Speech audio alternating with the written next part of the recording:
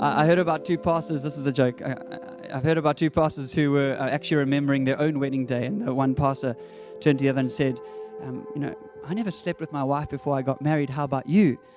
And the other pastor thought about it for a while and said, I'm not sure. What was her maiden name?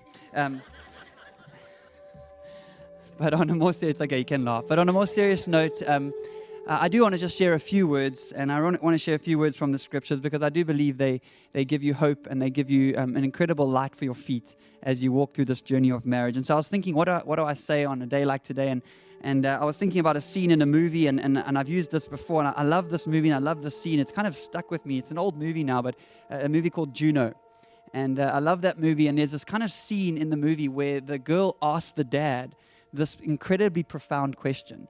And it's a question that I think we all kind of wrestle with or ask at some point in our life.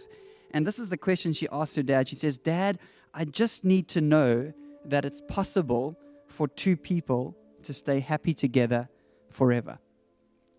I just need to know, is it possible for two people to stay happy together forever? And I would answer with a resounding yes.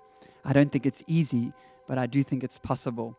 And so that's really what I want to share with you is how do we stay in love? How do you stay in love? Not just fall in love, but stay in love. It could be argued that you hear a lot about and we see a lot about in the movies, falling in love. And some people would say it's never been easier to fall in love, but it's never been harder to stay in love.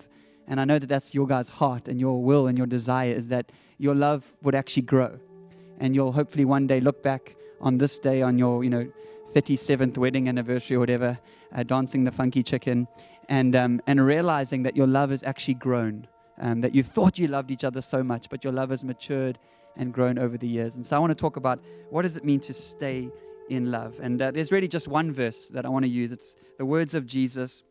And the context, it's found in John chapter 13, but the context is Jesus is being approached by the religious leaders, the pastors of the day, and they're trying to catch him out. They're trying to see, if they can kind of catch him, and they're saying, of all the laws, of all the commandments, because these guys had made a career out of taking those 10 commandments and making 612 rules out of them, and they say, of all these commandments, which one is the most important? And Jesus expertly responds. He says, so now I'm giving you a new commandment. Love one another. That's it.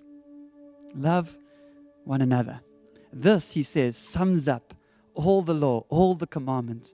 And it can kind of sound like it's oversimplified. Okay, Jesus, what else? If you go into marriage counseling, just love one another. Just do that.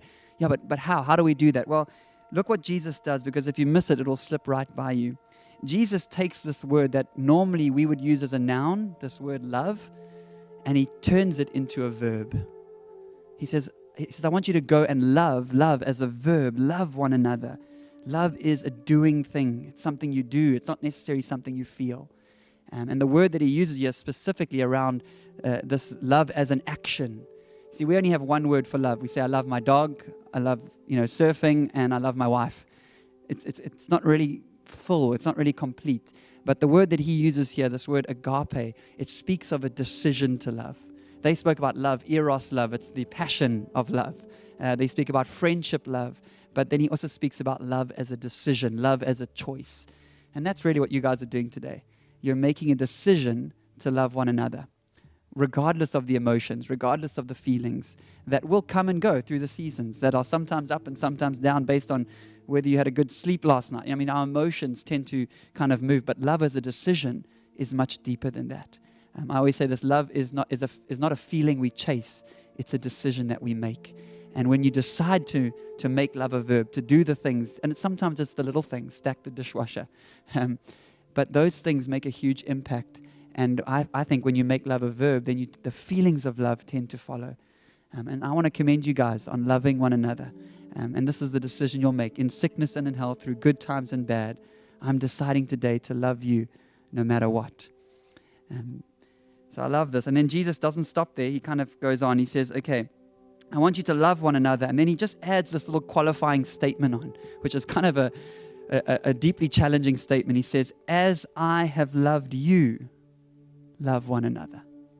See, we don't get to define what this love looks like. Jesus kind of, he defines it for us. He says, this is the love I'm talking about. This is love as a choice. Love as I have loved you. And the love that he's speaking about is a sacrificial love.